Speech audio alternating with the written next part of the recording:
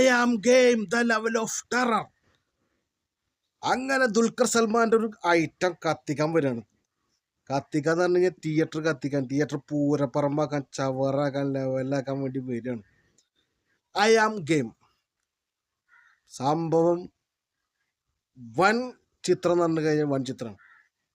മലയാള സിനിമയിൽ, മലയാള ഫിലിം ഇൻഡസ്ട്രിയിൽ ഒരു പാൻ ഇന്ത്യൻ താരം ഉണ്ട് വെച്ചെങ്കിൽ അത് ആരാണ്? നമ്മൾ ദുൽഖർ സൽമാനാണ്. സംഭവം കിടുക്കാച്ച ഐറ്റായിട്ടാണ് വരാൻ വേണ്ടി പോകുന്നത്. ഐ ആം ഗെയിം എന്ന് പറഞ്ഞാൽ തിയേറ്റർ കത്തുന്നുള്ളത് യാതൊരുവിധ സംശയമില്ല. തിയേറ്റർ പൂരപ്പറമ്പാവും. ആ നിലക്കുള്ള ലെവലിലേക്കുള്ള ഐറ്റംസ് ആയിട്ടാണ് വരാൻ വേണ്ടി പോകുന്നത്. ദുൽഖർ സൽമാൻ്റെ ആദ്യം 100 കോടി നേടുന്ന ചിത്രമായി മാറാൻ പോവുകയാണിത് ഐ ആം ഗെയിം എന്ന് പറഞ്ഞ സിനിമ. സിനിമക്ക് എന്ന് പറഞ്ഞു കഴിഞ്ഞാൽ, സിനിമയുടെ ലെവല് എന്ന് പറഞ്ഞു കഴിഞ്ഞാൽ ഒരു വെറൈറ്റിയാണ്. വെറൈറ്റി എന്ന് പറഞ്ഞു കഴിഞ്ഞാൽ മലയാള സിനിമാ ചരിത്രത്തിൽ പല ലെവലിലുള്ള സിനിമകൾ കണ്ടിട്ടുണ്ട്. മലയാളികൾക്ക് വെറൈറ്റി ആഗ്രഹിക്കുന്നുണ്ട്. മലയാളികൾക്ക് വെറൈറ്റി തന്നെ വേണം. അത് മലയാളികളുടെ ആഗ്രഹമാണ്. എന്നെങ്കിലാണ് മലയാള സിനിമ എന്താവുള്ളൂ, പോയി കാണുള്ളൂ, ഹിറ്റാവാൻ സാധ്യതയുള്ളൂ. ആ ലെവലിലേക്കുള്ള ഒരു ഐറ്റമായിട്ടാണ് ദുൽഖർ സൽമാൻ ഇപ്പോൾ ഈ ഐ ആം ഗെയിം എന്ന് പറഞ്ഞ സിനിമയ്ക്ക് വരുന്നത്. കൊക്കത്ത എന്ന് പറഞ്ഞ സിനിമയ്ക്ക് ശേഷമാണ് ഈ ഒരു ഐറ്റംസ് ആയിട്ടും ആര് വരുന്നത്, ദുൽഖർ സൽമാൻ വരുന്നത്. അപ്പോൾ സിനിമയെ പറ്റി പറയുകയാണെന്ന് വെച്ചെങ്കിൽ, സിനിമ എന്ന് പറഞ്ഞൊരു എന്താ പറയുക, ഒരു ചൂതാട്ടം, വാതുവെപ്പ്, എങ്ങനെ പെട്ടെന്ന് എങ്ങനെ കാശുണ്ടാക്കാം എന്നുള്ള ലെവലിലേക്കുള്ള ഒരു ഐറ്റംസ് ആയിട്ടാണ് വരുന്നത്. അതിൽ ക്രിക്കറ്റ് കളി അങ്ങനത്തെ കുറച്ച് ബേസ്ഡ് ആയിട്ടുള്ള ഐറ്റംസുകൾ വേറെയുണ്ട്. അതായത് സസ്പെൻസുകളാണ്. എന്താണ് എന്ന് വ്യക്തമായിട്ട് സംവിധായകൻ പുറത്ത് വിടുന്നില്ല എങ്കിലും സസ്പെൻസുകൾ, അതും മറ്റുള്ള കാര്യങ്ങളൊക്കെ ആയിട്ട് ഒരുപാട് വെറൈറ്റി പുതുമകൾ നൽകുന്ന ഒരു സിനിമ ആയിട്ടാണ് ഈ ഐ ആം ഗെയിം എന്ന് പറഞ്ഞ സിനിമ വരാൻ വേണ്ടി പോകുന്നത്. അടി വെടിയുടെ പൂരൊക്കെ ഉണ്ടാവും. അതൊക്കെ തിയേറ്റർ പൂരപ്പറമ്പാക്കും എന്നുള്ളത് യാതൊരുവിധ സംശയവുമില്ല. കാരണം ദുൽഖർ ഫാൻസിന് ഇഷ്ടപ്പെടും. ദുൽഖറിൻ്റെ ലെവൽ എന്ന് പറഞ്ഞു കഴിഞ്ഞപ്പോൾ നല്ല ഹൈ ലെവലിൽ നിൽക്കുന്ന സമയമാണ്. ദുൽഖർ കത്തി നിൽക്കുന്ന സമയമാണ്. അപ്പോൾ മലയാള ബോക്സ് ഓഫീസുകൾ കത്തി കയറാൻ പാകത്തിനായിട്ടാണ് ഈ സിനിമ വരാൻ വേണ്ടി പോകുന്നത്. മലയാള ബോക്സ് ഓഫീസുകൾ കത്തി കയറാൻ വേണ്ടിയിട്ട്. അപ്പോൾ ചെറുതായിട്ടൊന്നുകൊണ്ട് കൊളത്തിക്കഴിഞ്ഞാൽ പിന്നെ അതാണ്ട് കയറി പൊട്ടും. അതിൽ യാതൊരുവിധ സംശയവുമില്ല.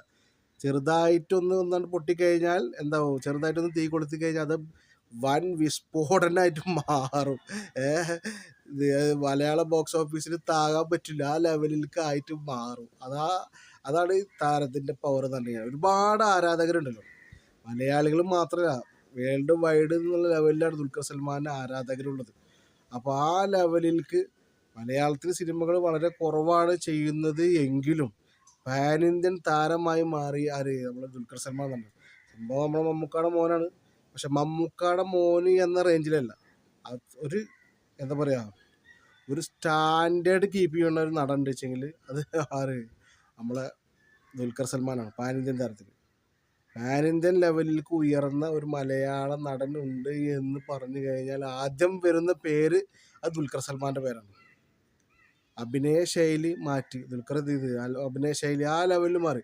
ഒരുപാട് മറ്റേ ആണുങ്ങളായാലും പെണ്ണുങ്ങളായാലും ലേഡീസ് ആയാലും ജെൻസ് ആയാലും ഒരുപാട് ഫാൻസ് ഉള്ള ഒരു നടനായി മാറി, താരമായി മാറി. ആ ലെവലിലേക്ക് ഉയർന്നു കഴിഞ്ഞ താരമാണ് ദുൽഖർ സൽമാൻ. അന്യഭാഷാ ചിത്രങ്ങൾ എന്ന് പറഞ്ഞാൽ തമിഴിലും അതുപോലെ തെലുങ്കിലും ഹിന്ദിയിലൊക്കെ തകർത്താടി വിളയാടി പൂണ്ടാടി വന്നിരിക്കുന്ന സമയമാണ്.